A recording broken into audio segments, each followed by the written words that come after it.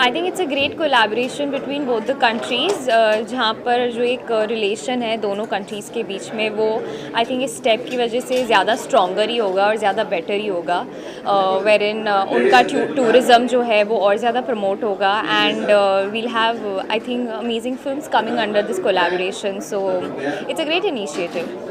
आप भी Vietnam travel करके जाना चाहोगे, आपको कैसे लगा वो कंट्री एंड क्या कुछ मुझे ऑनेस्टली बहुत अच्छा लगा। That was my first time जब मैं अभी नमस्ते वियतनाम फेस्टिवल के लिए गई थी, and it's got a very different vibe. When we say that India is culturally very very rich, मुझे बिल्कुल वैसा ही लगा for Vietnam also. The people over there are very warm and very grounded almost. So I had a wonderful time, and people really need to go out there and explore the country because it's actually very beautiful. Representing over here, क्या कहना about your look also? I don't know. I mean, I'm just wearing a simple suit. इसमें कुछ effort नहीं है. Indian is always very very effortless, and I love wearing Indian. What's your project? About my projects, there are a couple of things that I'm working on, but it'll be too soon to kind of talk about it right now. Also, मेरी जो film है काया पलट, we're going to have its US premiere in the end of September in Boston, so excited for that as well. I have a Gujarati film coming up, so hopefully इस साल के and तक सारी चीज़ें बाहर निकलनी शुरू हो जाए। फेस्टिवल भी आने वाला है, फेस्टिवल को लेके क्या खूब इन्जॉय कीजिए, खूब मज़े कीजिए, and may Bappa bless us all with lots of happiness and all is blessings, and that's it. Thank you. क्या कुछ कहना चाहोगे इस इवेंट के बारे में, जो के बारे में? जी, तो बेसिकली ये this is a like historic moment. This is the first time in history that India and Vietnam are collaborating together to make. Please, Captain sir, please. So yeah. So I think it's a historical moment when India-Vietnam collaboration is happening for a co-production of a film, and this is not just for one film, but we are going to produce several films, and this is the opening of a door where not only us but other filmmakers in future will be making films in Vietnam, and government of Vietnam and people of Vietnam are very supportive, and I think इस सब का श्रेय जो है captain बाली को जाता है, जिन्होंने ये रास्ता हम सब के लिए, हम सब फिल्म मेकर्स के लिए ओपन किया है। हम रिसेंटली, देवा जी प्लीज़ ज्वाइन कीजिए, हम रिसेंटली वहाँ पर वियतनाम में गए थे इनके साथ में, और it was a wonderful arrangement, wonderful hospitality, बहुत ही खूबसूरत वहाँ की जगह हैं, और हम लोग बहुत ईगर हैं, बहुत एक्साइटेड हैं कि जल्दी जल्दी अपनी फिल्म वहाँ जाके शूट करें। वुड यू लाइक टू से?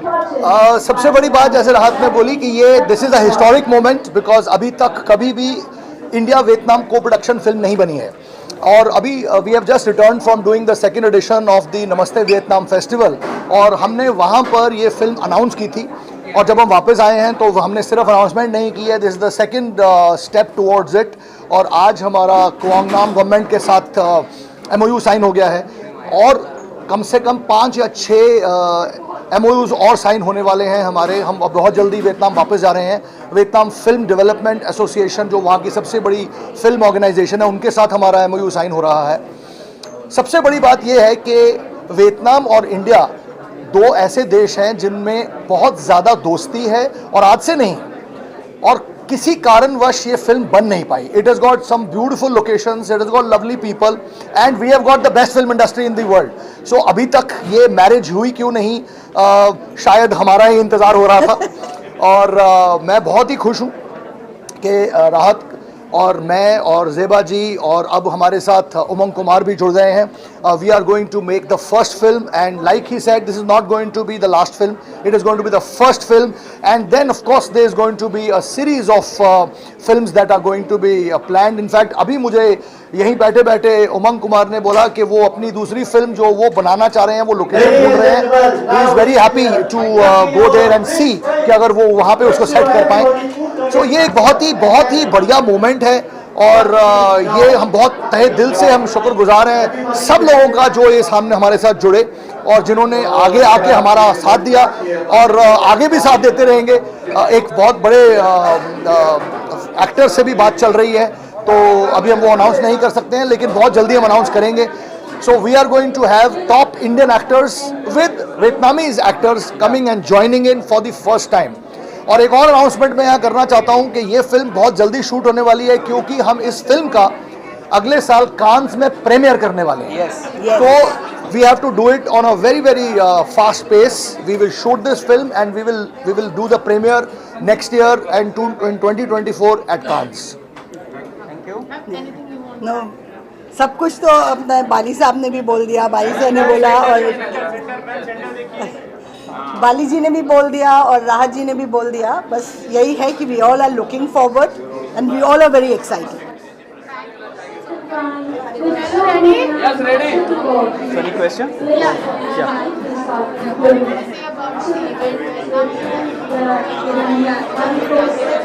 So we are very excited.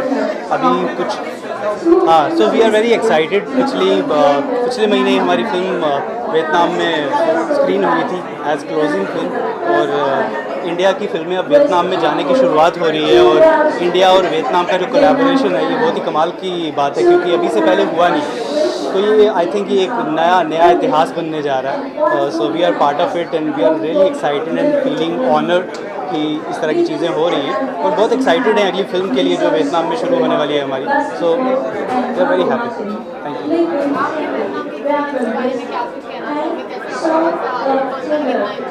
बहुत ओवरवेलम, बहुत ही कमाल का एक्सपीरियंस था। मैं पहली बार वियतनाम गया था, मेरी फिल्म थी काया पलट, और वहाँ पहुँचने के बाद पहले 1-2 घंटे में ही ऐसा लगा था कि जैसे इन सब लोगों को जानता हूँ। हमारे इमोशन, हमारा स्टाइल, हमारी फिल्म को लेकर प्यार, सिनेमा को लेकर प्यार, वो सब एक जैसा ही है, भले ही हम अलग जगहों पे रहते हैं। तो ऐसा वो कनेक्शन है, वो इमोशंस हैं, उसकी वजह से ऐसा लगा नहीं कि हम किसी नई जगह पे हैं। और बहुत ही मज़ा आया, बहुत ही ज़्यादा सपोर्ट वहाँ के लोगों ने किया।